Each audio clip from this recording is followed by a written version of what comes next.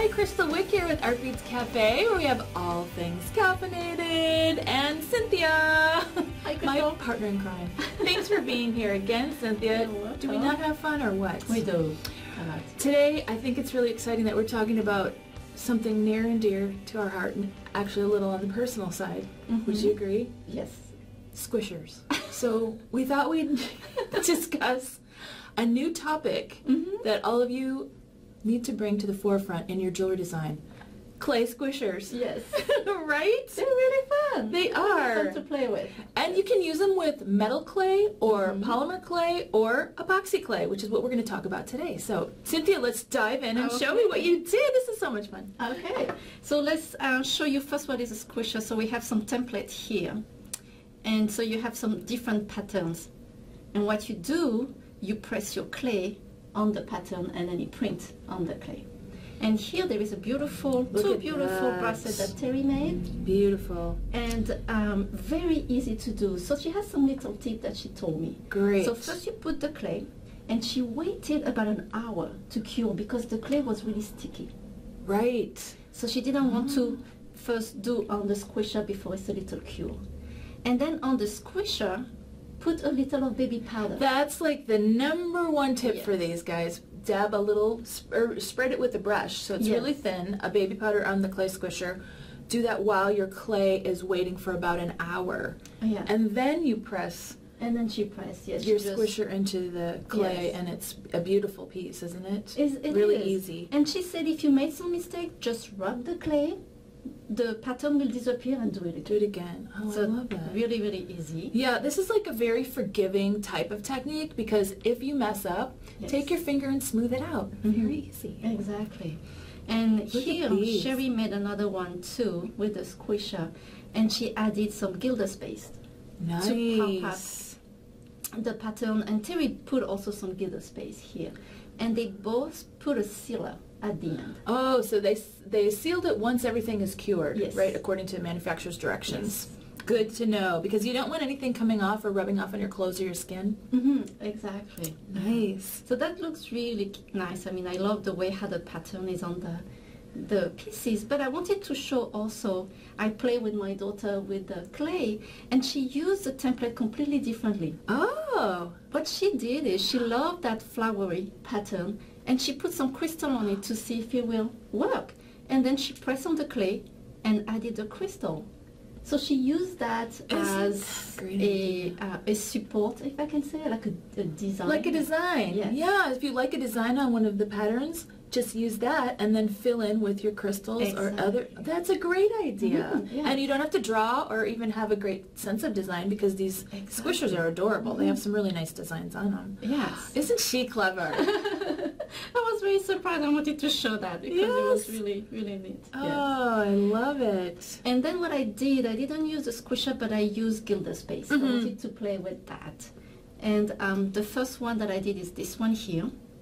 And I use a gilder paste in the middle and then on the outside. Nice. And you can see I use this bezel. So the clay, I put tons of clay and I put my pendant on a piece of tape. Like that, the clay doesn't stick on your table. Very good. And then when it was dry, I dab some gilder paste on this. So you wait for it to dry and then you do your gilder paste applications afterwards. That's really pretty. It looks very old. It does. Yeah, you did a nice vintage effect to that. Oh, pretty. I made this one also, not super happy about it, and I wanted to talk about this one. What happened is sometimes the gilder paste dries, and you can liquefy it a little with mineral spirit? Yes, mineral spirits. And I put too much. Oh, so you had a little puddle. Yes. So then it was kind of liquid. And then it was like I was painting in the clay. Well, and that's an interesting effect too, because I know a lot of people like to do a watercolor effect, and that's how that would come across, as if you had puddles of it. Right. Then you'd paint it on and kind of blend it together. Yes. So even though you didn't like it, Cynthia, other people would. Yes. I do. It looks really interesting. So another way. Oh, that's good. Yeah. And then finally this piece, and I need to say that I was really inspired by your book. Oh, great. And there is a design in it that you made with a Swarovski crystal. with some clay, and also your friend Deb Saucier made also a piece like that. And I was so inspired that I really wanted to do something. Oh, that's wonderful. Cynthia, thanks. And it turned out beautifully. Thank you. Oh my gosh. One of the things I love about the large Swarovski pendants is that some people feel, I don't know, a little intimidated to wear them because they're really big. And so when you pull in some of the epoxy clay and some of the elements like you did with the crystals or the steampunk look, it's a whole different piece. It does, yes, it is. And what I did when everything was dry, I put some gilder's paste. Ah, okay. So you have a good to know color. Again, and the colors blend in so well. Oh, that looks gorgeous. Thank you. So nice. Oh, I just love all these. Okay, now we have some other things. One of the things that I love to talk about, of course, is using chatons and wire in our epoxy clay. And we have the epoxy clay. This is my favorite. It has a lot of different colors in it. Look at all the colors that come, because I know a lot of people don't know, especially if you're starting out, you don't know what colors you're going to like. Also, for mixing your own custom colors, you need a lot of colors. Right. So here we put smaller segments of them together in one package so you can mix them up yourself, and you don't have to buy every single package separately. All these come in here, then you can fall in love with your favorite colors and buy them. So I like to start with that and start doing all kinds of wonderful crystal applications. You know, again, you can just squish crystals in. That's one of my favorite things in the whole wide world, is to squish crystals and wire pieces into the clay, and then let it dry, let it completely cure. It's just usually overnight. Read the manufacturer's instructions. And then mica powder. Oh my goodness, this is one of my favorite things. Okay, so you love your gilder's paste. I love my mica powder. And what you do with the mica powder, it's a real sparkly, shimmery sheen. And what I've used here is makeup. Okay, if you have your old eyeshadow in the drawer, way back in the drawer that you haven't tossed out yet, because I know you all do, and I'm the only one. No, I know I'm not the only one.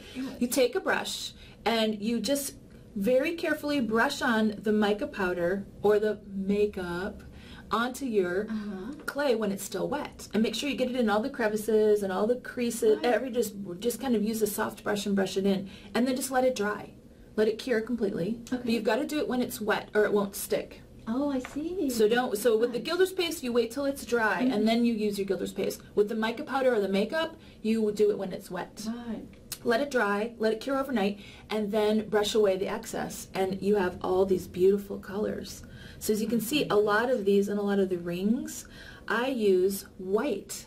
I just use white clay, and then I only have to buy one package of white, and then I change the colors by using the different makeup or mica powders, and just brush it out like this one here. So that's kind of another technique that's really fun to talk about, mixing and matching colors, you know? Oh, I'm going to check my makeup drawer now. Exactly.